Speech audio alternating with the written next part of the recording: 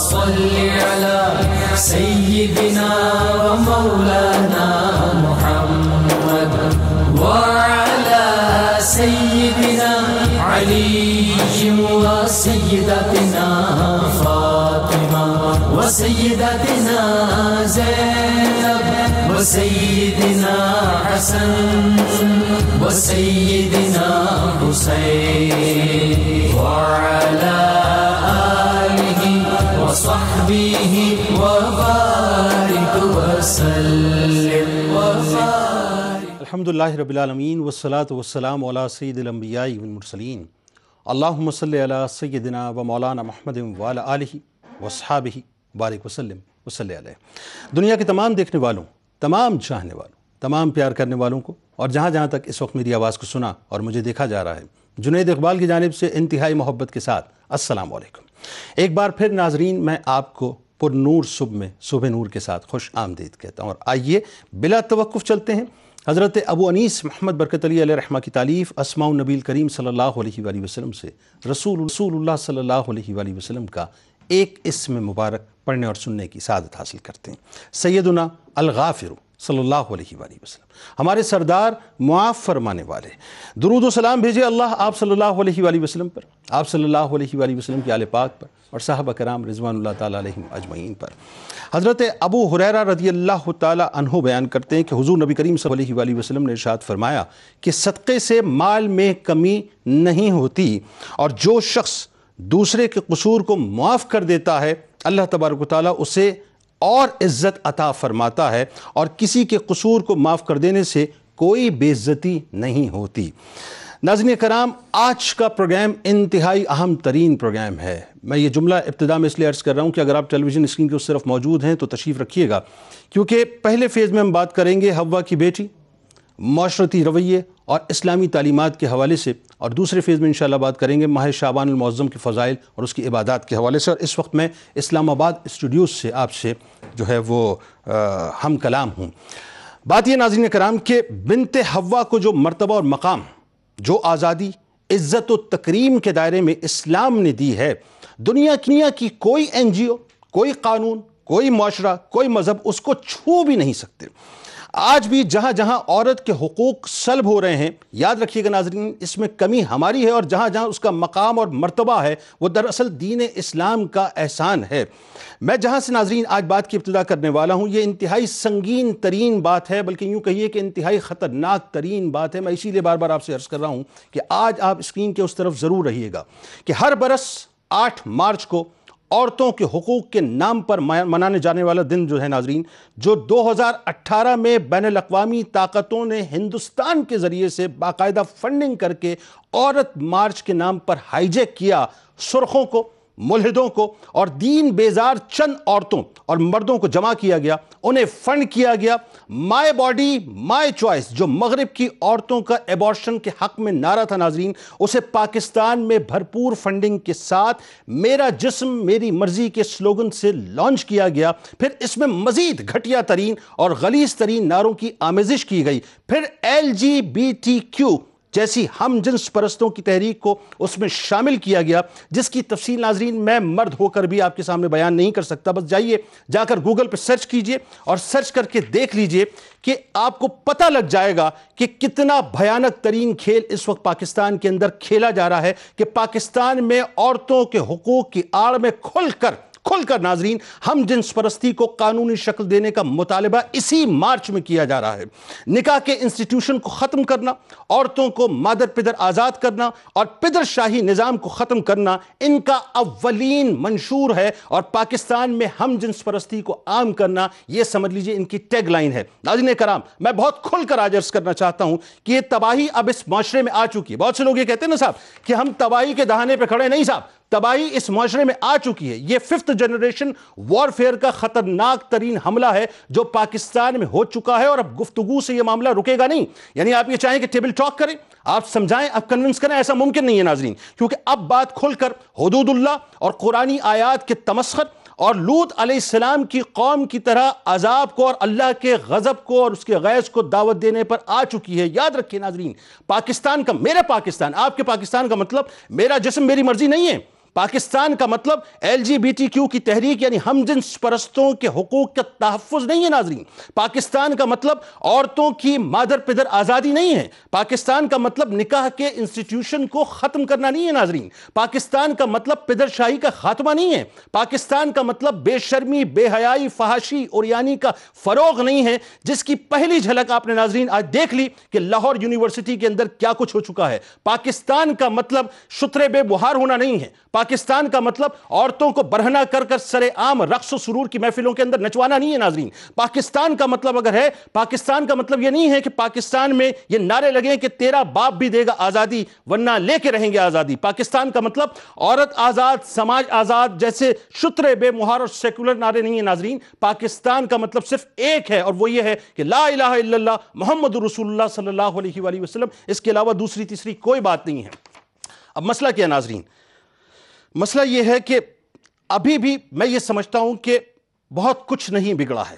ہم سرخ لکیر کے اس طرف موجود ہیں، مگر بہت تیزی کے ساتھ ناظرین ہم سرخ لکیر کی اس طرف بڑھ رہے ہیں۔ خدا نخواستہ بڑھ گئے تو پھر یاد رکھیے گا کہ تباہی نظر آ رہی ہے، کیونکہ اہل نظر اس وقت دیکھ کر یہ بات کہہ رہے ہیں۔ میں جملہ پھر ریپیٹ کرنا چاہتا ہوں کہ اہل نظر کا یہ کہنا ہے کہ ہم سرخ لکیر کے قریب آ چکے ہیں۔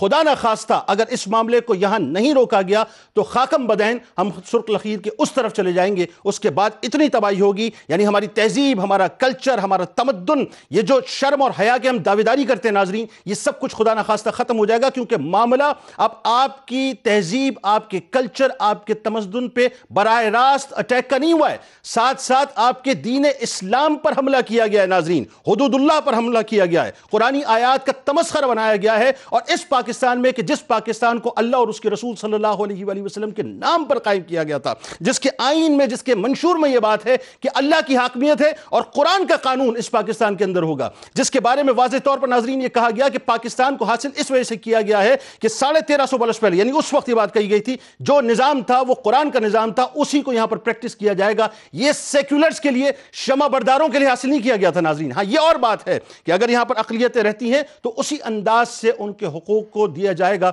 جس انداز سے دینے کا حق ہے، یعنی جو کمٹمنٹ میرے آپ کے رسول صلی اللہ علیہ وآلہ وسلم نے کی تھی۔ میں ناظرین انتہائی دست بستہ جو بات اب عرض کرنے جا رہا ہوں، میں چاہتا ہوں کہ توجہ سے اس بات کو سن لیجئے۔ انتہائی دست بستہ چیف آف آرمی اسٹاف جناب جنرل قمر جاوید باجوہ صاحب سے، پاکستان کے تمام حساس اداروں سے، چیف جسٹس آف پاکستان سے، اور خاص کر prime minister of Pakistan Imran Khan صاحب سے، جو ریاست مدینہ کے خواہاں ہیں، جو مدینہ کی حاضری کو بے انتہا ادب کے ساتھ ادا کرتے ہیں، کہ جنہوں نے جنرل اسمبلی میں کھڑے ہو کر ناموس رسالت کا مقدمہ لڑا۔ میں آپ سے دست بستہ گزارش کرنا چاہتا ہوں کہ اس فساد کو پاکستان میں فوری طور پر ختم کیجئے صاحب، گفتگو مت کیجئے، مت سوچئے، خدا نخواستہ یہ طوفان پاکستان کی نظریاتی اساس کو بہا کے نہ لے جائے، یہ پاکستان کی نظریاتی اساس کے خلاف حملہ ہے۔ لہذا خان صاحب آپ کی حکومت ہے، اللہ نے آپ کو طاقت دی ہے، اللہ نے آپ کو قوت دی ہے، آپ نے ناموس رسالت کا جس انداز سے مقدمہ لڑا،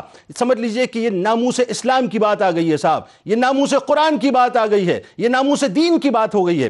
اب کھڑے ہو کر اس حملے کو روکیے، اور روکنے کے لیے میں صرف ایک جملہ عرض کرنا چاہتا ہوں کہ یہ پھوڑا اس وقت پھوڑے کی صورت میں آپ کو نظر آ رہا ہے، اگر اس وقت آپ اس کو نہیں روکیں گے تو خدا نخواستہ یہ کینسر بن جائے گا، اور کینسر بن گیا تو پاکستان کے وجود کے اندر خاکم بدن پاکستان کے وجود کے اندر کینسر کی طرح سرائیت کر جائے گا۔ لہٰذا میں تمام حساس اداروں سے گزارش کروں گا ایک بار پھر کہ اس مسئلے پر فوری طور پر ایکشن لیں، اس فساد کو، اس فتنے کو پاکستان میں روکیں، اور آپ خوب جانتے ہیں کہ اس پھوڑے کا علاج کیسے کرنا ہے۔ جنید آپ کو بتائے تو کیا بتائے، آپ کو معلوم ہے کہ کس وقت کون کہاں بیٹھ کے کیا کر رہا ہے، کہاں سے فنڈنگز ہو رہی ہیں، کون کون پاکستان کی نظریاتی اساس کے خلاف کام کر رہا ہے، آپ سب کو جانتے ہیں۔ بس ان کو روکیے، ان کا علاج کیجئے، تاکہ آج اس کا تدارک ہو جائے، تاکہ کل ہم پاکستان کو ایک ایسا پاکستان دیکھ سکیں کہ جسے واقعی اسلامی جمہوریہ پاکستان کہا جائے۔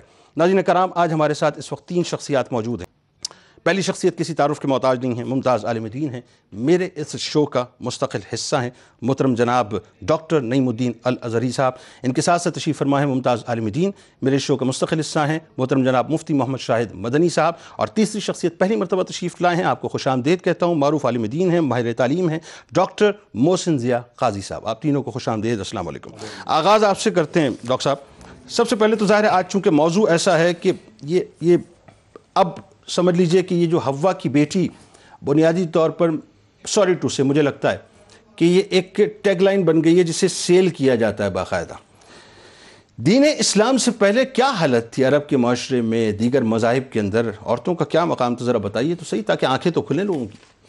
بسم اللہ الرحمن الرحیم. جنید صاحب، آپ نے ماشاءاللہ اپنے اس انٹرو میں بڑی ہی تفصیل کے ساتھ ان سلگتے ہوئے مسائل کی طرف اشارہ کر دیا ہے.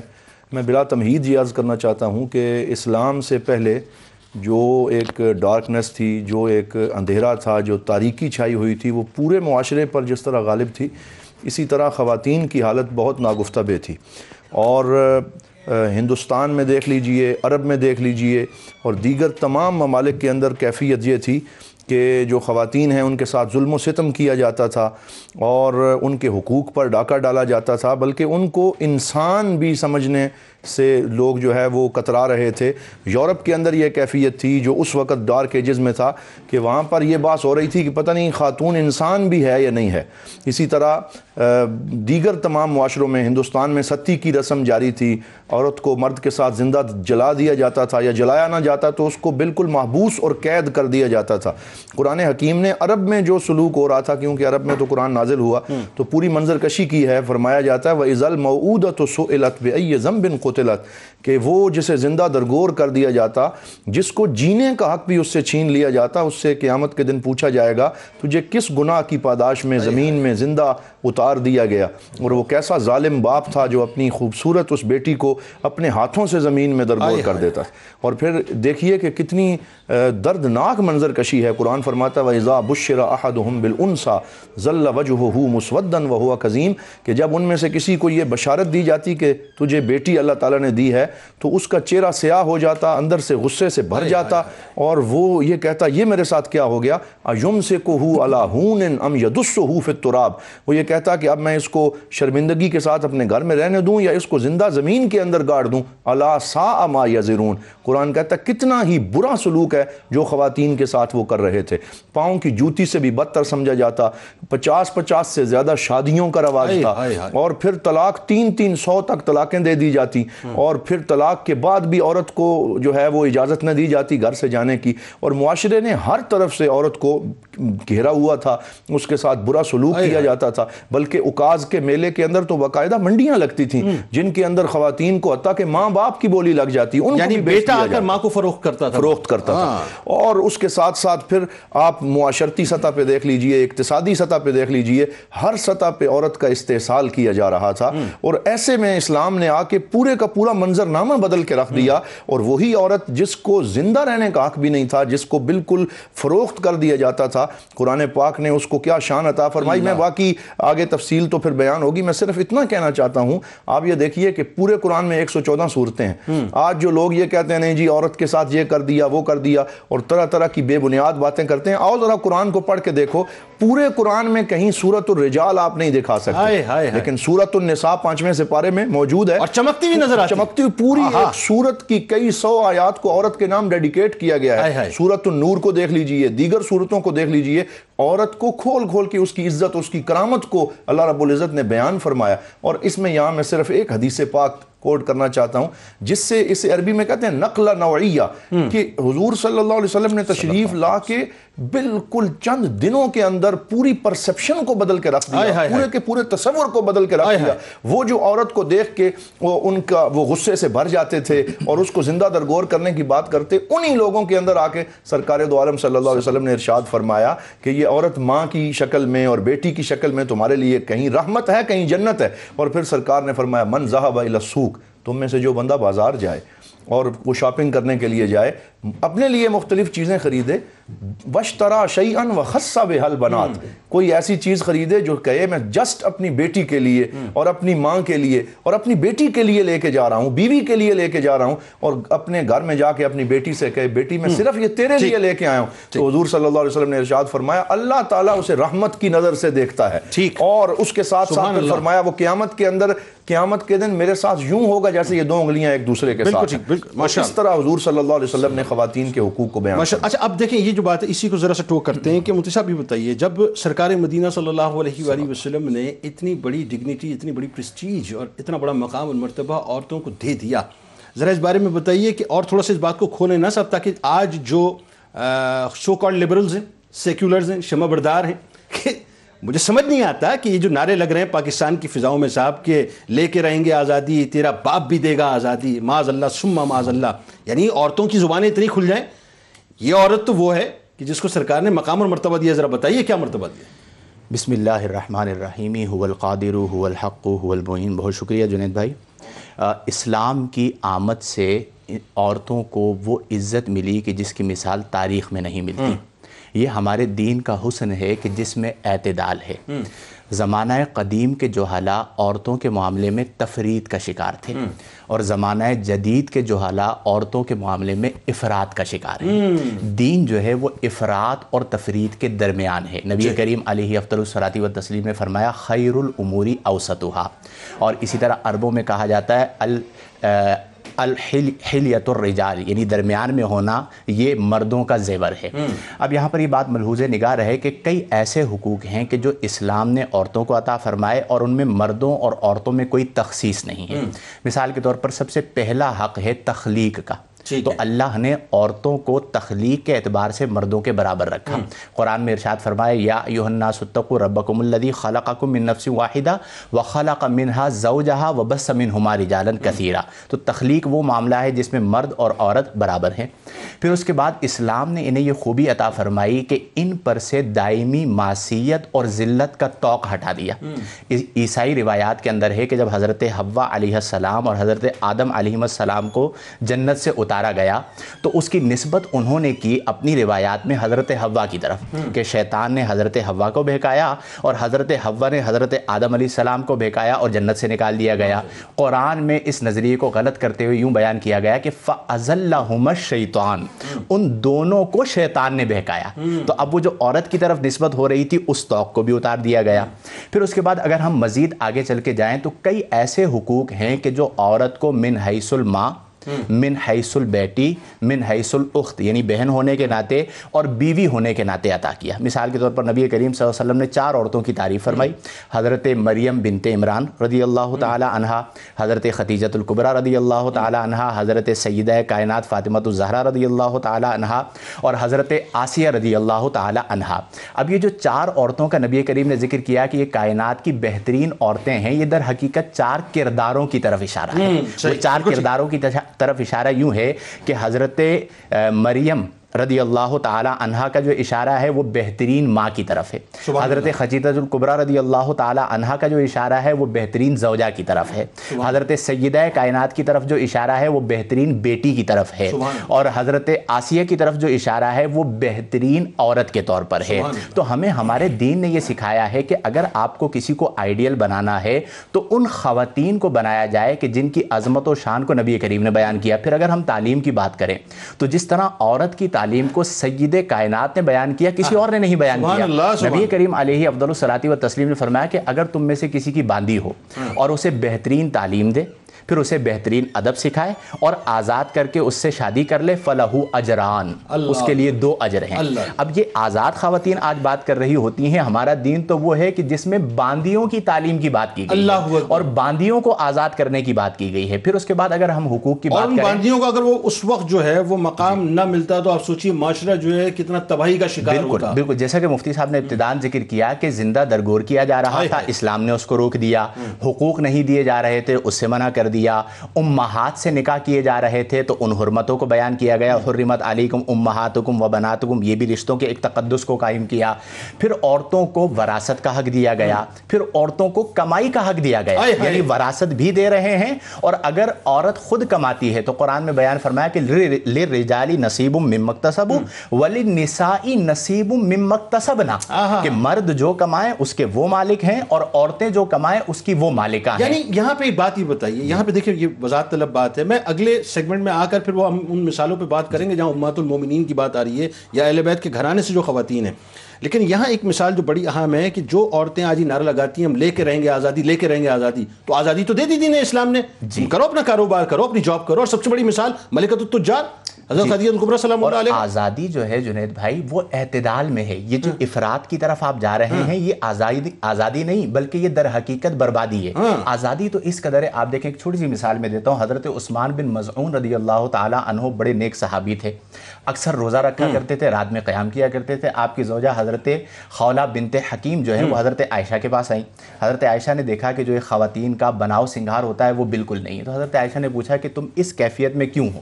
تو عرض کی کہ میرے جو ہسبینڈ ہیں, شوہر ہیں, وہ دن میں روزہ رکھتے ہیں, رات میں نمازیں پڑھتے ہیں, تو میں بناؤ سنگار کس کے لیے کروں؟ رات کو حضرت عائشہ نے اس بات کا تذکرہ نبی کریم صلی اللہ علیہ وسلم سے کیا. اب جو آزادی کی بات کرتے ہیں وہ دیکھیں نبی کریم صلی اللہ علیہ وسلم نے کس طرح تربیت کی. تو حضرت عثمان بن مظعون رضی اللہ تعالی عنہ کو نبی کریم صلی اللہ علیہ وسلم نے بلوایا اور فرمایا کہ ہمارے دین میں ان الرہبانیت لم تکتب علینا, رہبانیت ہمارے لیے نہیں لکھی گئی ہے.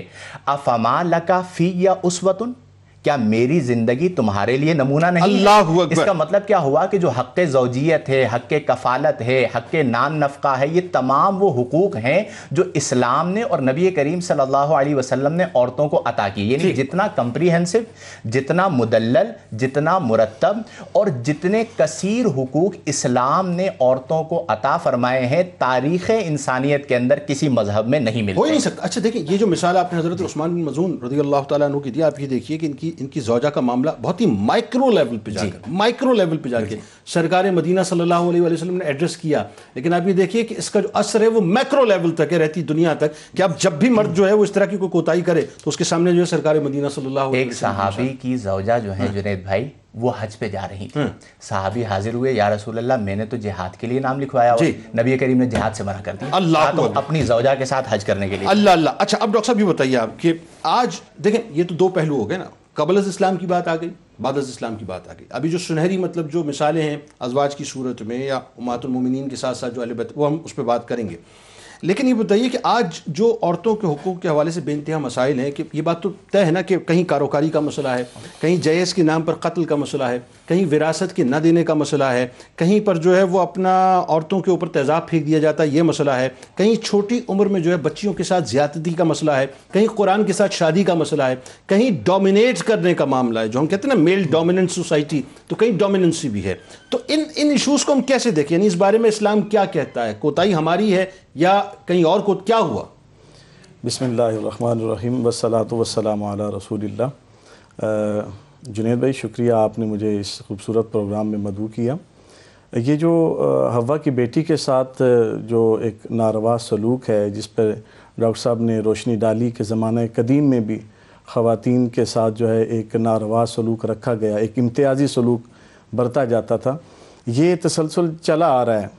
اور حضور علیہ الصلوۃ والسلام کے آنے سے عورت کو وہ مقام اور مرتبہ ملا اور ان کی جو حیثیت ہے وہ بحال ہوئی, توقیر بحال ہوئی. آج بھی یہ کچھ مسائل میں الجھی ہوئی ہے عورت. آج بھی عورت کے لیے کہیں کہیں مسائل اور مشکلات کا سامنا ہے.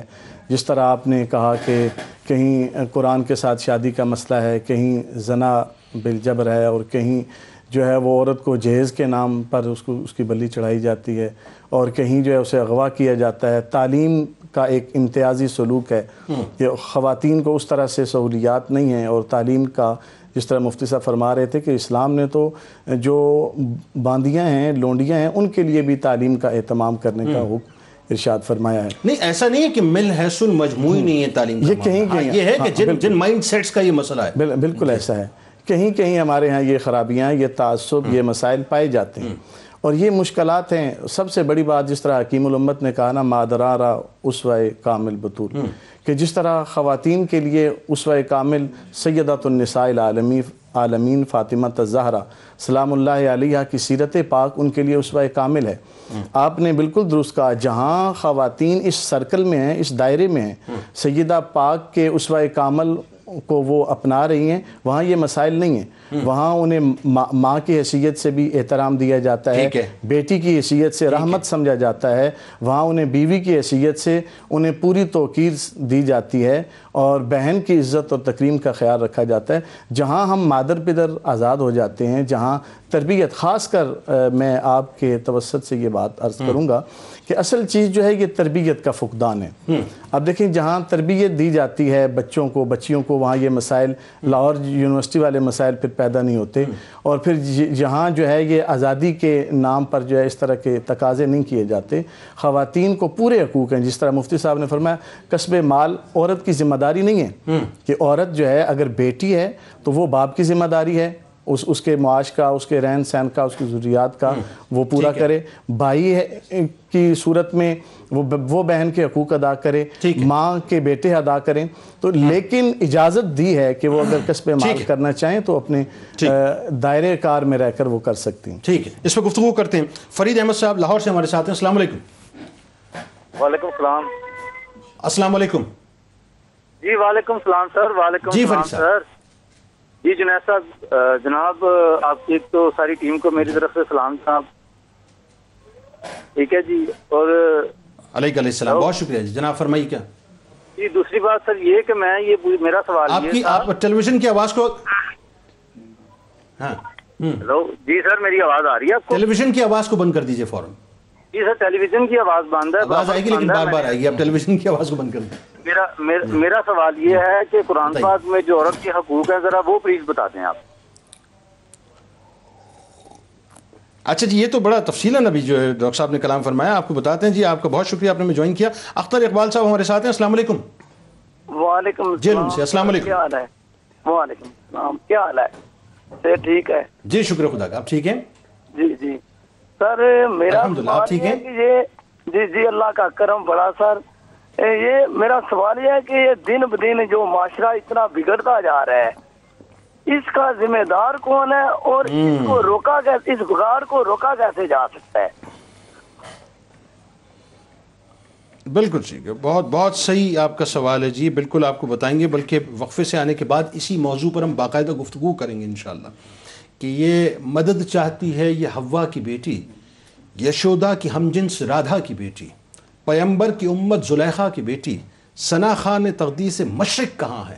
ثنا خان تقدیس مشرق کو لاؤ. آئیے ناظرین مل کر درود پاک کا نذرانہ سرکار مدینہ صلی اللہ علیہ وآلہ وسلم کی بارگاہ اقدس میں پیش کرتے ہیں، اور اس کے بعد انشاءاللہ آنے کے بعد اسی موضوع پہ گفتگو کریں گے کہ آج یہ جو آگ لگی ہوئی ہے پورے معاشرے کے اندر اس کو بجھایا کیسے جائے. اللهم صل على سيدنا ومولانا محمد وعلى سيدنا علي وسيدتنا فاطمة وسيدتنا زينب وسيدنا حسن وسيدنا حسين وعلى وصحبه وبارك وسلم وبارك. اللهم صل على سيدنا ومولانا محمد وعلى سيدنا علي وسيدتنا فاطمة وسيدتنا زينب وسيدنا حسن وسيدنا حسين وعلى آله وصحبه وبارك وسلم. خوش آمدید خواتین و حضرات. ناظرین کرام، بات ہو رہی ہے حوا کی بیٹی کے حوالے سے کہ معاشرتی رویے اور اسلامی تعلیمات بنیادی طور پہ کیا ہیں. مجھے ایک واقعہ یاد آ گیا. میں چونکہ واقعہ بہت طویل ہے لیکن میں اس کا کرکس آپ کو بتا دیتا ہوں. حضرت ساسا رضی اللہ تعالیٰ عنہ جب ایمان نہیں لائے تھے تو ان کا ایک بڑا عجیب و غریب سا واقعہ ہے ناظرین. بس اس کا سناپسس آپ سمجھ لیں کیا ہے کہ وہ ایک جگہ پہنچتے ہیں، ان کی اونٹنیاں ظاہر دو جو ہیں کھو جاتی ہیں، تو وہ تلاش کرتے کرتے ایک جگہ پہنچتے ہیں. ایک بوڑھا شخص وہاں بیٹھا ہوتا ہے، دیکھتے ہیں کہ اونٹنیاں موجود ہیں. بوڑھے سے پوچھا جی میری اونٹنیاں؟ اور کہا جی ٹھیک ہے تمہاری ہے تو لے جاؤ. وہیں پہ جو ایک بچے کی ولادت ہوتی ہے، پوچھتے ہوئے کس کی ولادت؟ کہا کہ اگر یہ نرینہ ہے تو ہم اس کو رکھیں گے اور اگر بیٹی ہوگی تو اس کو مار دیں گے.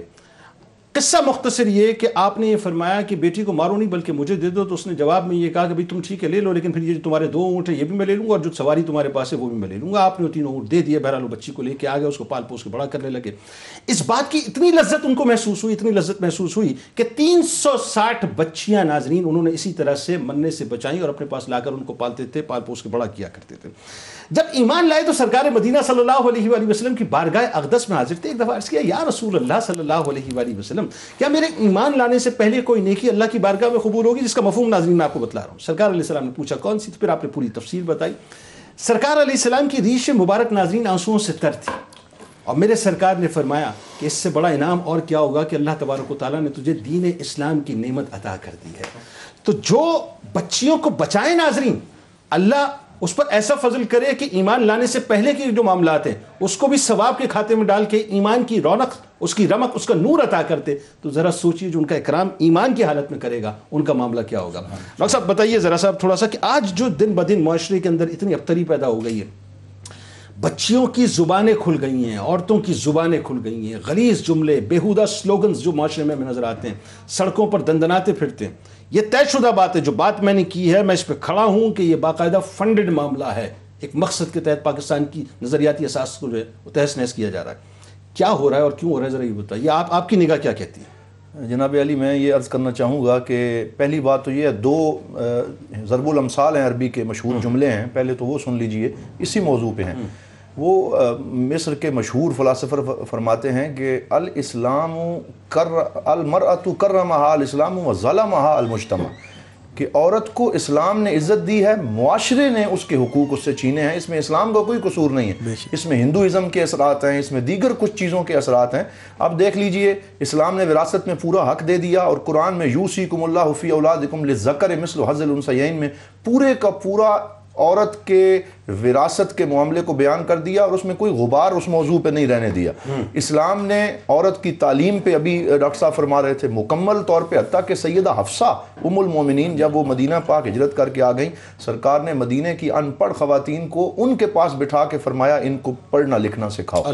تو اسلام نے تو تعلیم کے اعتبار سے، حقوق کے اعتبار سے، اور بیوی اور بیٹی اور ماں کے حقوق کے اعتبار سے کوئی گنجائش ایسی نہیں چھوڑی کہ جس پہ اعتراض کیا جائے۔ یہ ضرورت کیوں محسوس ہوئی کہ یہ آزادی چاہیے؟ یہ جیسے آپ نے انٹرو میں کہہ دیا، اس سے بڑھ کے اور کوئی بات نہیں ہے، پوری آپ نے وضاحت کر دی۔ یہ فنڈڈ معاملہ ہے، اور یہ باہر سے پیسے لگا کے پاکستان کی بنیاد اور اساس کو ہلانے کی کوشش ہے، اور ان کو پتہ ہے جو خفیہ ہاتھ اس میں انوالو ہیں کہ اسلام پوری دنیا میں، پاکستان اسلام کا قلعہ ہے، یہ آخری امید ہے، یہ ایک ایٹمی قوت ہے، اور ان کو پتہ ہے کہ اگر اس کی بنیادیں ہلا دی جائیں تو بڑی آسانی سے اسلام کو بالکل کمزور کیا جا سکتا ہے۔ لیکن میں جنید صاحب یہ سوال پوچھنا چاہتا ہوں کہ کیا اس لیے تقدیر نے چنوائے تھے تنکے کہ بن جائے نشیمن تو کوئی آگ لگا دے؟ قائد اعظم محمد علی جناح، علامہ محمد اقبال، ہمارے بزرگوں کا اس کی بنیادوں میں خون ہے اور قربانیاں ہیں، کیا اس لیے قربانیاں دی گئی تھیں؟ کیا اس لیے ہماری بچیوں نے، اور جو ہجرت کر کے لوگ آئے تھے، وہ ہمارے ایک بزرگ کہا کرتے ہیں کہ آج بھی پاکستان میں ایسی خواتین موجود ہیں جو رات کو سوتی ہیں، صبح اٹھتی ہیں، ان کا تکیہ بھیگا ہوا ہوتا ہے، وہ کچھ لوگ پوچھتے ہیں آپ کیوں روتی ہو، تو وہ رو رو کے کہتی ہیں کہ میری ہاجرہ جو ہے وہ وہاں پہ سکھوں کے برتن مانج رہی ہے۔ بالکل ٹھیک۔ بلکہ میں آپ کو بتاؤں ایک چیز اور بڑی جو اہم ہے کہ یہ دیکھیں، ہمارے یہاں تو ویسٹ کے اندر اس وقت صورتحال یہ ہے کہ وہاں پہ جو ہے نا باقاعدہ رومی کو اور سعدی کو اور جامی کو پڑھایا جا رہا ہے، وہ اس طرف لے کے آ رہے ہیں لوگوں کو۔ ایک اور چیز جو بڑی خاص ہے کہ جو انہوں نے معاملہ چھیڑا تھا وہ خود اس سے پریشان ہو گئے، یعنی عورت کے عورت کے جسم کو انہوں نے اربوں ڈالرز کی ایک انڈسٹری بنا کر جو ہے اس کو جو ہے وہ اپنی لذت کا سامان بنایا، ایک فار سیل کا ٹیگ اس کے ماتھے پہ لگایا، آج خود وہ پریشان ہے۔ اس پہ میں ایک گزارش کرنا چاہتا ہوں کہ یہ جو لوگ یہ کہتے ہیں نا جی کہ عورت کی آزادی اور اس کے سلوگنز اور اس کے نعرے، اور وہ بھی، تو وہ صرف بات گزارش کرنے کا مقصد یہ ہے کہ حضور نبی رحمت صلی اللہ علیہ وسلم نے تو آزادی دے دی، یہ لوگ آزادی کی بات نہیں کرتے، یہ عورت تک پہنچنے کی آزادی کی بات کرتے ہیں، یہ عورت کی عزت و ناموس کو بیچنے کی بات کرتے ہیں۔ میں یہاں صرف یہ عرض کرنا چاہوں گا، آپ یہ دیکھیے کہ حضور نبی رحمت صلی اللہ علیہ وسلم نے عورت کو کیا عزت عطا فرمائی؟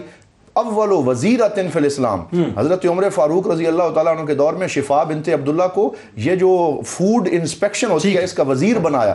رفیدہ ایک خاتون تھیں، ان کا خیمہ سرکار نے مسجد نبوی میں لگایا اور وہ وہاں تمام صحابہ کا علاج کرتی تھیں۔ اچھا، اس میں تھوڑا سا بات کو آگے بڑھائیں مفتی صاحب کہ یہ جو جیسے مثال دی ہے یہ تو سنہری مثال ہے، اگر آپ اٹھا لیں حضرت خدیجہ الکبریٰ، حضرت عائشہ صدیقہ، حضرت ام سلمہ، حضرت زینب بنت جہش سے لے کر رضوان اللہ تعالیٰ علیہم انہن سے لے کے جو ہے پھر آگے تک آپ چلیں، اہل بیت اطہار کی جتنی خواتین، بی بی زینب سلام اللہ علیہا کا تذکرہ کر لیں، ام کلثوم رضی اللہ تعالیٰ عنہ کی بات کر لیں، حضرت رقیہ رضی اللہ تعالیٰ عنہ کی بات کر لیں، تو آپ کے پاس حضرت فاطمہ الزہرا سلام اللہ علیہا کی بات آپ کریں تو آپ کے پاس تو سنہری مثالیں موجود ہیں صاحب، اور یہ ذرا اس بارے میں لوگوں کو بتائیے۔ دیکھیں معاملہ یہ ہے جنید بھائی، جیسا کہ آپ نے ابتداءً گفتگو کی کہ اسلام نے جتنا کمپریہنسو حقوق نسواں کو بیان کیا کسی اور مذہب میں بیان نہیں کیا گیا، قولاً بھی اور عملاً بھی۔ وہ تمام مثالیں ہمارے سامنے موجود ہیں کہ جن میں خواتین کے حقوق اور خواتین کے مقام و مرتبے کو بیان کیا گیا۔ اب مسئلہ یہ ہوتا ہے کہ کئی باتیں ایسی ہوتی ہیں جو ڈائریکٹ نہیں کہی جاتی، انڈائریکٹ کہی جا رہی ہوتی ہیں۔ میں اکثر ایک بات کہتا ہوں کہ جب ہم حقوق نسواں کی بات کریں تو کبھی بھی مردوں کو عورتوں کے مقابل نہ کھڑا کریں۔ مثال کے طور پر ہمارے معاشرے میں جو عورتوں پر ظلم و ستم ہوتے ہیں وہ ہمارے معاشرتی برائیاں ہیں اور ان کی مذمت ہم مرد بیان کرتے ہیں۔ سر اس میں لیکن ایک بڑا اعتراض جو وہ اٹھاتی ہیں نا، وہ جو سو کال لبرلز ہیں یا جو سیکولرز ہیں، وہ کہتی ہیں کہ الرجال قوامون علی النساء، اس کی انٹرپریٹیشن جو ہے وہ بتائیے ذرا لوگوں کو، کیونکہ وہ کہتے ہیں جی یہ تو حکمران بنا دیا، حاکم بنا دیا۔ وہ آیہ مبارکہ مکمل نہیں پڑھتی، اس کے آخر میں اللہ نے ذکر فرمایا بما انفقوا اموالہم، وہ جو حکمران بنایا ہے وہ اس طور پر بنایا ہے کہ مرد اپنا مال بھی عورتوں پر خرچ کریں گے، جو وہ کما رہے ہیں ان کے زیر کفالت دے دیا ہے۔ مسئلہ یہی ہوتا ہے کہ جب ایک خاص ایجنڈا ہو، ایک خاص فکر ہو، مثال کے طور پر یہی مسئلہ بھی چل رہا تھا تو میں نے کہیں یہ بات کہی کہ آپ اس کے ساتھ یہ عنوان مت جوڑیے کہ کالج یونیورسٹی کی بچیاں، ہماری کالج میں بڑی نیک بچیاں ہیں، بڑی متقیہ بچیاں ہیں اور جنہوں نے اس کے خلاف آواز اٹھائی۔ 22 کروڑ میں سے چند 100 اگر آ کر کھڑی ہو گئی تو اس کا یہ مطلب نہیں کہ پورا معاشرہ خراب ہے۔ آج بھی ہماری بہن سمجھتی ہے کہ میری عزت کیا ہے، میرا احترام کیا ہے، میری قدر کیا ہے اور مجھے دین نے مقام کیا عطا کیا ہے۔ آپ دیکھیں حضرت عمر فاروق اعظم رضی اللہ عنہ کے زمانے میں ایک شخص نے حذیل قبیلے کے لوگوں کی دعوت کی اور اپنی باندی کو کہا کہ جنگل میں جاؤ لکڑیاں چن کے لے کر آؤ۔ وہ لکڑیاں چننے کے لیے گئی تو ایک شخص ان کی عزت کے در پہ ہو گیا اور زبردستی کرنی چاہیے تو انہوں نے اپنے آپ کو بچایا اور ایک پتھر اس شخص کو مارا جس سے وہ شخص مر گیا۔ اس کے بعد وہ گھر لوٹ کر آئی، اپنے گھر والوں کو معاملہ بتایا کہ جنگل میں یہ معاملہ ہوا ہے۔ گھر والے انہیں لے کر حضرت عمر کے پاس آ گئے اور پورا معاملہ ذکر کیا۔ حضرت عمر رضی اللہ عنہ نے تفتیش کروائی، جب تمام قرائن کو جمع کیا گیا تو یہ نظر آیا کہ اس نے عزت لوٹنے کی کوشش کی تھی جس کے جواب میں پتھر مارا گیا اور وہ مر گیا۔ تو حضرت عمر رضی اللہ عنہ نے بڑا تاریخی جملہ کہا، آپ نے فرمایا کہ جسے اللہ نے مارا ہو اس کی دیت کیسے ادا کی جا سکتی ہے۔ اب یہ اتنے واضح نصوص ہمارے سامنے موجود ہے کہ جس کی ہمیں مثال نہیں ملتی۔ مسئلہ یہ ہے کہ آپ عورت کی عزت کو، اس کی تکریم کو، اس کے حیا کو اگر ختم کرنا چاہیں گے تو دین میں اس کی اجازت نہیں ہے۔ تسلیم و رضا شیوا، تقدیس و حیا زیور، یہ وصف نہ ہو جس میں وہ نام کی عورت۔ کیا بات! ہماری جو عورتیں سر یہ ذرا رک کے کامنٹ فرمائے نا، بات یہ معاذ اللہ ثم معاذ اللہ، لیکن میں صرف بلا تمثیل عرض کر رہا ہوں کہ جو اس دور کی خواتین تھیں وہ بیکورڈ تو نہیں تھیں، آرتھوڈاکس تو نہیں تھیں، بلکہ آپ دیکھیے کہ سیدہ عائشہ صدیقہ رضی اللہ تعالیٰ عنہ جو ہیں مطلب علم کے حوالے سے، فضل کے حوالے سے کیا مقام رکھتی تھی۔ آج اگر آپ ٹاپ ایجوکیشنسٹ کسی خاتون کو اگر اٹھا لیتے ہیں تو وہ دھول تک بھی نہیں پہنچ سکتی۔ اسی طرح حضرت خدیجہ الکبریٰ سلام اللہ علیہ، ٹاپ ایکسپورٹر، ٹاپ امپورٹر، آج بڑی سے بڑی بزنس وومن کو اٹھا لیجیے وہ دھول تک بھی نہیں پہنچ سکتی۔ یہ بتائیے نا مثالیں۔ دو چیزیں ہیں نا، ایک ہے تعلیم، دوسرا ہے کردار۔ اسلام جب عورت کی بات کرتا ہے تو ان کی تعلیم کی بھی بات کرتا ہے اور بلندی کردار کی بھی بات کرتا ہے۔ حضرت عائشہ صدیقہ رضی اللہ تعالی عنہ کو لیجئے، دیگر امہات المؤمنین کو لیجئے، حضرت خدیجہ الکبریٰ رضی اللہ تعالی عنہ کو لیجئے، سیدہ کائنات کو لیجئے، سیدہ زینب رضی اللہ تعالی عنہن، یہ رول ماڈل ہیں۔ مسئلہ یہ ہے کہ جو آواز اٹھانے والیاں ہیں انہوں نے تو اپنے ذہن میں آئیڈیل ہی انہیں بنا لیا ہے کہ جو معاشرے میں فحاشی اور عریانی کو عام کر رہی ہیں، اور ان کا ایک خاص ایجنڈا ہے کہ ہم مسلمانوں کے اندر سے اس حیا اور شرم کو ختم کر دیں، جبکہ نبی کریم علیہ افضل الصلاۃ والتسلیم نے فرمایا کہ الحیاء من الایمان۔ یہ عورتیں تو وہ ہیں کہ جن کے لیے ہمارے دین نے مردوں کو کہا کہ قل للمؤمنین یغضوا من ابصارہم، یہ بڑی جو ہے وہ حیا والیاں ہیں اور ان کا بڑا احترام ہے۔ ایمان والے مردوں سے کہہ دیجئے کہ وہ اپنی نظروں کو نیچے رکھا کریں، وقل للمؤمنات یغضضن من ابصارہن، اور ایمان والی عورتوں سے بھی کہہ دیجئے کہ وہ اپنی نظروں کو کچھ نیچے رکھا کریں۔ اور ان میں سب سے بہتر وہ ہیں جو عورتوں کے حق میں بہتر ہیں، اس سے کوئی بڑی بات ہی نہیں ہے نا۔ ڈاکٹر صاحب اب ذرا یہ بتائیے آپ کے یہ جو گیپ ہے، کیونکہ میں نے آپ کو بتایا یہ فساد تو بپا ہو چکا ہے، ظاہر ہے ہم سب دیکھ رہے ہیں کیا ہو رہا ہے، اور اہل نظر جو میں نے ایک جملہ ابتدا میں عرض کیا تھا، اہل نظر تو اس کو بہت دوسرے انداز سے دیکھ رہے ہیں۔ بات یہ ہے کہ قوانین مضبوط ہونے چاہیے، سزائیں مضبوط ہونی چاہیے، یعنی جو عورتوں کے ساتھ زیادتیاں ہوتی ہیں، جو کچھ بھی ان کے جو حقوق سلب کیے جا رہے ہیں، یا مزید جو ہے وہ دین اسلام کو جو ہے وہ صحیح طرح سے لوگوں تک پہنچانے کی ضرورت ہے، کمی کہاں ہے جس کو اوور کم کیا جائے؟ جی جنید بھائی، جس طرح سے وہ بھائی نے بھی آگے سوال کیا تھا کہ ہمارے معاشرے میں یہ چیز بڑھ رہی ہے تو اس کا علاج کیا ہے، تو اس میں یہ دیکھیں کہ سب سے پہلے جہاں ہمیں قانون مستحکم کرنے کی ضرورت ہے، سزائیں دینے کی ضرورت ہے، وہاں اس چیز کی ضرورت ہے کہ جو خواتین حقوق کا دعویٰ کرتی ہیں وہ یہ دیکھیں کہ ان کے ذمہ جو فرائض ہیں کیا وہ ادا کر رہی ہیں۔ جب آپ اپنے حق کا مطالبہ کرتی ہیں تو اپنے فرائض کی ادائیگی پر بھی غور کریں۔ خاتون کے ذمے جو سب سے بڑا فریضہ ہے، جس طرح حضور صلی اللہ علیہ وسلم نے فرمایا حق الوالد علی الوالد ان یحسن اسمہ ویعلمہ الکتابۃ والحکمہ، کتاب و حکمت کی تعلیم میں ماں کی آغوش جو ہے یہ پہلی درسگاہ ہے۔ تربیت جس معاشرے میں خرابیاں پھیلیں گی باہر آئیں گی، اس میں دیکھا جائے گا کہ بنیادی خرابی میں ماں کا کیا کردار ہے، کیا ماں نے اس کی تربیت کی ہے، بچے کو سکھایا ہے۔ تو لہٰذا یہ ہماری مائیں بہنیں بیٹیاں اپنے فرائض کو بھی دیکھیں۔ واہ، بہت اچھی بات۔ یعنی اس کا مطلب یہ کہ میں آپ کی بات کو تھوڑا سا یوں آگے بڑھوانا چاہوں گا، آپ ہی صحیح، کہ اگر ہم اپنے فرائض، جیسا کہ وہ فرائض ادا کرتی تھیں، بالکل، جب ہم قرون اولیٰ کی بات کر رہے ہیں، وہ فرائض ادا کرتی تھیں تو حقوق ان کو گھروں پر ملا کرتے تھے، اور وہ اگر باہر نکلی بھی ہیں، جتنی خواتین آپ دیکھ لیجئے، بی بی زینب سلام اللہ علیہ، کل ان کی جو ہے وہ ولادت کا دن آ رہا ہے، وہ اگر انہوں نے خروج کیا تو دین اسلام کی بقا کے لیے کیا، اس کے علاوہ باہر نہیں نکلی، وہ نظریہ کے بالکل ایسا ہی ہے۔ ابو یحییٰ مزنی، آپ ان کی حیا کو دیکھیں، ان کے پردہ کو دیکھیں، ان کی توقیر کو دیکھیں کہ بی بی پاک حضرت سیدہ زینب جو ہے وہ کربلا میں بھی گئیں۔ یہ ابو یحییٰ جو تھے حضرت مولا علی کے رفقا میں سے تھے۔ آپ کہتے ہیں میں طویل عرصہ آپ کے پڑوس میں رہا، لیکن میں نے سیدہ زینب سلام اللہ علیہا کو نہیں دیکھا، میں نے آپ کی آواز کو نہیں سنا۔ تو یہ سارا کچھ کیا، تربیت بھی کی، کام بھی کیا، معاشرے میں اپنے معاملات بھی روا رکھے، لیکن آپ نے اپنے توقیر کو سلامت رکھا۔ ہماری مائیں بہنیں بیٹیاں اپنے فرائض کی طرف آئیں۔ اصل یہ ہے کہ ایک نیا معاشرہ جو انہوں نے دینا ہے نئے آنے والے دور میں، وہ انہی ہماری ماؤں سیدہ کائنات کا قول مبارک بھی ہے نا حیا کے حوالے سے، کہ عورت کے لیے سب سے بہترین زیور، اس طرح کی کوئی بات ہے نا، کہ وہ حیا ہی ہے۔ سب سے بڑا جو ہے وہ عورت کا زیور یا اس کی متاع جو ہے اس کی حیا ہے۔ اچھا ناظرین کرام، بات یہ ہے کہ میں بس اب چونکہ شعبان کے فضائل کی طرف جانا چاہ رہا ہوں، لیکن جاتے جاتے ایک بات، اس موضوع کو ریپ اپ تو ویسے ہی موضوع ابھی نہیں ہونا، مجھے پتہ ہے ابھی یہ چلنا ہے، لیکن ایک بات میں عرض کرنا چاہتا ہوں، اور یہ حدیث مبارکہ سن لیجئے۔ میں آج ان تمام چند خواتین ہیں صاحب، میری خواتین بہت اونچی ہیں صاحب، بہت بلند ہیں، میری مائیں، میری بہنیں، میری بیٹیاں، میری بچیاں جو ہیں وہ حیا کی چادر ابھی بھی سمیٹے ہوئے ہیں اپنے ساتھ، تھامے ہوئے ہیں اس کو۔ الحمدللہ مجھے فخر ہے اپنی ماؤں پر، بیٹیوں پر، بہنوں پر، پاکستانی ماؤں پر مجھے فخر ہے، پاکستانی بہنوں پر، بیٹیوں پر فخر ہے۔ لیکن میں چند ایک کی بات کر رہا ہوں جو دندناتی پھر رہی ہیں اسلام آباد اور کراچی کے اندر۔ سن لیجئے حدیث مبارکہ آپ کے لیے کہ جس وقت دجال کا خروج ہوگا، یہ مسند احمد کی حدیث ہے جس کا مفہوم بیان کر رہا ہوں، کبھی کہیں گے تو تفصیل بھی بیان کروں گا۔ جس وقت دجال کا خروج ہوگا اور مدینے میں جب وہ داخل ہونے کی کوشش کرے گا، جو کہ وہ داخل نہیں ہو پائے گا، اور اپنا پڑاؤ جو ہے مدینے سے باہر جب رکھے گا، تو اس وقت جو اکثریت اس کی طرف آنے والوں کی ہوگی نا، وہ کوئی اور نہیں ہوں گی بلکہ عورتیں ہوں گی۔ یہاں تک کہ آدمی اپنی بیوی، بیٹی، بہن اور پھپھو کو اس خوف سے رسی سے جکڑ کے رکھے گا کہ کہیں وہ اس کے پاس نہ نکل کے بھاگیں۔ یعنی اس سے مراد یہ ہوئی کہ آج یہ جتنی بھی خواتین ہیں جو فیمنزم کے نعرے لگا رہی ہیں، ایکچولی یہ دجال کی کردار ادا کر رہی ہیں، دجال کے لیے ریڈ کارپیٹ بچھا رہی ہیں، اور دجالی نظریات کو پرووک کر رہی ہیں کہ جس وقت دجال کا خروج ہو، اس کی آمد ہو، تو یہی ایکسٹینشن جو ہے انہی عورتوں کی صورت میں اس کو جا کے وہاں پر سپورٹ کرے کہ بھول کر پڑھتے نہیں اللہ کی کتاب، ہوتے نہیں چشمہ زمزم سے فیض یاب، مغرب کے میکدوں کی چڑھائے ہوئے شراب، اس درجہ ہو چکے ہیں مسلمان خراب کہ سڑکوں پہ ناچتی ہیں کنیزیں بطول کی اور تالیاں بجاتی ہے امت رسول کی۔ آئیے جب اب بات کرتے ہیں ذرا تھوڑا سا شعبان کے حوالے سے۔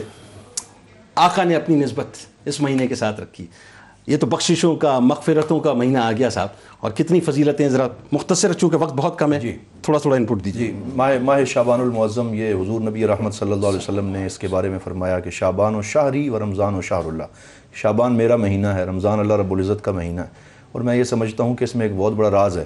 حضور صلی اللہ علیہ وسلم نے شعبان کو جب اپنا مہینہ فرمایا تو آیت درود اسی مہینے میں نازل، اللہ اکبر، ان اللہ و ملائکۃہ، اللہ اکبر، اللہ اکبر، نبی یعنی یہ درودوں کا مہینہ ہے، صلو علیہ وسلم تسلیما۔ سبحان اللہ۔ عائشہ صدیقہ رضی اللہ تعالی عنہا فرماتی ہیں کہ حضور صلی اللہ علیہ وسلم ماہ رمضان المبارک کے علاوہ پورے سال میں سب سے زیادہ اہتمام عبادات کا اس مہینے میں فرماتے، سب سے زیادہ روزے رکھتے۔ تو آپ سے پوچھا گیا کہ یا رسول اللہ آپ اس مہینے میں کیوں زیادہ روزے رکھتے ہیں؟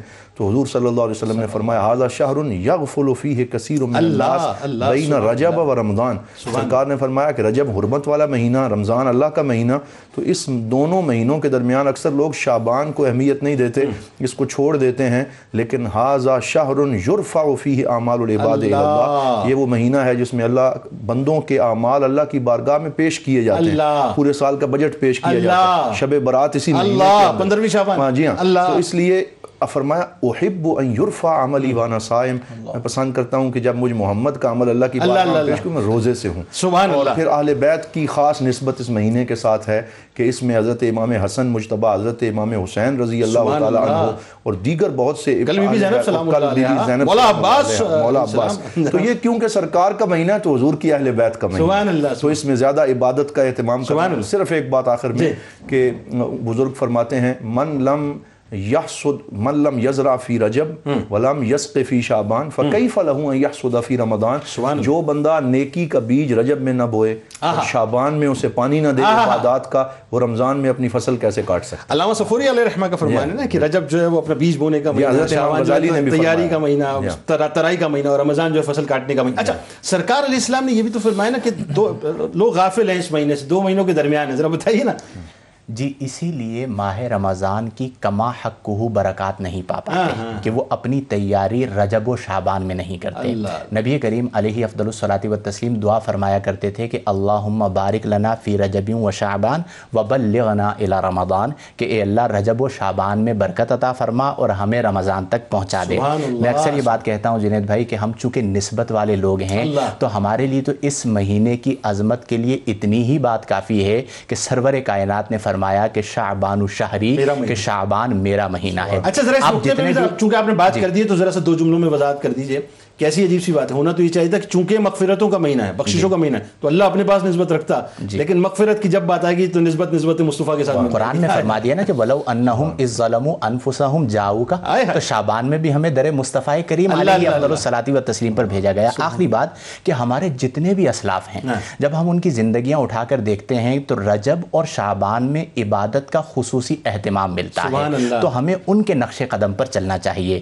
اور صاحب نظر حضور شیخ المشائخ قطب الاقطاب حضور سیدنا غوث اعظم رضی اللہ تعالی عنہ نے تمام احادیث کو گویا کہ اس علمی نقطے میں پرو دیا کہ شعبان کے شین سے مراد شرف ہے، شعبان کے عین سے مراد علوف یعنی بلندی ہے، شعبان کے با سے مراد بر یعنی نیکی ہے، شعبان کے الف سے مراد الفت ہے، اور شعبان کے نور سے مراد نور ہے. جو اس ماہ مبارک میں عبادت کرتا ہے اللہ اسے شرف عطا فرماتا ہے، اللہ اسے بلندی عطا فرماتا ہے، اللہ اسے احسان عطا فرماتا ہے، اللہ اسے الفت عطا فرماتا ہے، اور اللہ اس کے دل کو نور سے. سبحان اللہ. ڈاکٹر صاحب آخر فائنل نوٹ، صحابہ کرام رضوان اللہ تعالیٰ علیہم اجمعین کمروں کو کس لیا کرتے تھے کیونکہ رسول کریم صلی اللہ علیہ وآلہ وسلم کمر بستہ ہو جایا کرتے تھے. قیدیوں کو آزاد کرنا، زکاتوں کی تقسیم کرنا، صدقات و خیرات، یعنی یہ سارا عمل جو ہے صحابہ اس لیے کرتے تھے کہ بس اب جو ہے وہ تیاری ہو رہی ہے رمضان میں داخل ہونے والے. ذرا بتائیے اس بارے میں. جی بے شک حضور علیہ الصلوۃ والسلام نے اس کے ابتدائی 3 دن اور درمیانی 3 دن اور آخری 3 دن میں روزہ رکھنے کا حکم ارشاد فرمایا. اور حضور علیہ الصلوۃ والسلام نے ارشاد فرمایا، کہیں یہ بھی روایت ملتی ہے کہ پورے مہینے کو ملا بھی دیا. جی بالکل ایسا خود ہے. میں معذرت انٹرپٹ کر رہا ہوں کہ آخری 2 دن میں روزہ نہ رکھا جائے کیونکہ یوم شک آ جاتا ہے. ایسا بھی ٹھیک ہے، بالکل صحیح. جی بے شک خود ام المومنین سیدہ عائشہ صدیقہ رضی اللہ تعالیٰ عنہ فرماتے ہیں کہ حضور علیہ الصلوۃ والسلام اکثر اس مہینے کے روزے رکھا کرتے تھے. اور اس کی فضیلت میں حضور نے ارشاد فرمایا فضل شعبانی علی سائر الشہور کفضلی علی سائر الانبیاء، کہ شعبان المعظم کو باقی مہینوں پر وہ فضیلت حاصل ہے جو مجھے باقی انبیاء پر فضیلت حاصل ہے. اور حضرت سیدنا علی المرتضیٰ رضی اللہ تعالیٰ عنہ ایک راوی ہیں حدیث کے، فرماتے ہیں کہ حضور علیہ الصلوۃ والسلام نے ارشاد فرمایا کہ اس کی جب 15ویں شب آتی ہے تو تم راتوں کو قیام کرو، اللہ کی بارگاہ میں تم سجدہ ریز ہو کر اللہ سے مانگو. اور فرمایا کہ اللہ رب العزت اپنی شان کے مطابق آسمان دنیا پر نزول فرماتے ہیں اور پھر صدا لگتی ہے. اللہ رب العزت فرماتے ہیں کوئی مجھ سے رزق طلب کرنے والا جسے میں رزق عطا کروں، ہے کوئی مجھ سے شفا طلب کرنے والا اسے میں شفا عطا کروں، ہے کوئی مصائب میں الجھا ہوا مجھ سے طلب کرے مجھ سے مانگے میں اسے نجات عطا کروں. اور پھر یہ صدا، یہ رحمت، یہ برکت صبح صادق تک جو ہے وہ جاری رہتی ہے. سبحان اللہ. آپ تینوں احباب کا بہت شکریہ، آپ تشریف لائے. ناظرین کرام بس جاتے جاتے اللہ سے دعا کیجئے کہ پروردگار ہمیں اتنی سانسیں عطا کر دے کہ ہم رمضان میں داخل ہو جائیں ناظرین. یہ شعبان کا مہینہ میرے سرکار نے فرمایا کہ لوگ اس سے غافل ہیں، تو واقعی لوگ اس سے غافل ہیں. یہ بنیادی طور پر ناظرین ترائی کا مہینہ ہے، اعمال کی ترائی کا مہینہ، بلکہ یوں کہیے کہ آنسوؤں کی ترائی کا مہینہ ہے.